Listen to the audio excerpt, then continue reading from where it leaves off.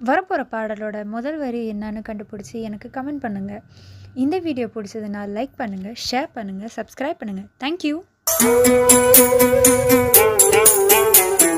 மல்லிகை பூவாசம் என்னை கிள்ளுகின்றது, அடி பஞ்சு மெத்தை முல்லை போல குத்துகின்றது.